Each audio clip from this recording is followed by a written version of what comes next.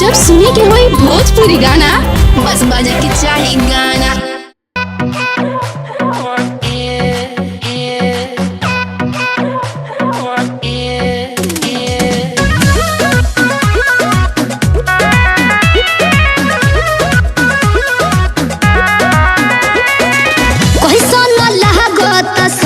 सितारा बालाजी देह जा भावले बलम मोर प्यारा बालाजी कैसा न लागत सड़िया सितारा बालाजी देह जा भावले बलम मोर प्यारा बालाजी सोरह सिंगार तोहरे ला सजवनी तोहरे पसंद के हम बिंदिया लगवनी जन कहे हकी पगल हमरो ससुर जी के हमरो ससुर जी के बेटी हो चकलेटी लगे। हमरो ससुर जी के बेटी हो चकलेटी लगे।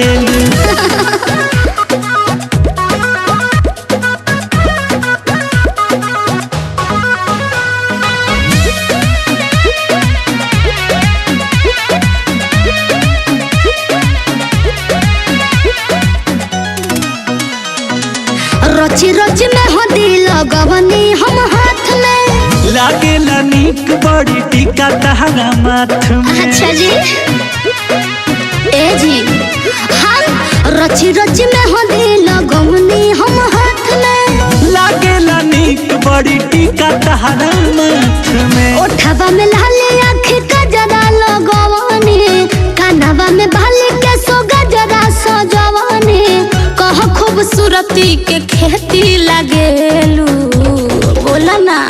हमरो ससुर जी के अरे हमरो ससुर जी के बेटी हो चकलेटी लगे। हमरो ससुर जी के बेटी हो चकलेटी लगेलू।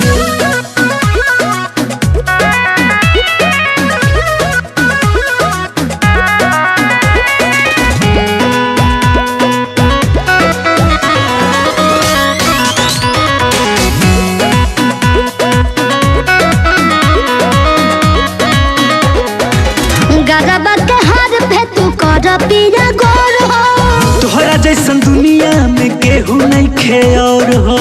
अच्छा ढेर मस्का मत लगाई ए जी गरबा के हाथ पे तू कर पिया गोर हो। तोहरा जैसन दुनिया में केहू नहीं खे और हो। चंदन जतो बंसी हमर अंकुश राजा हाली से हम के तू धोला ना पाजा कह के जानो शिल्पा से लगलो।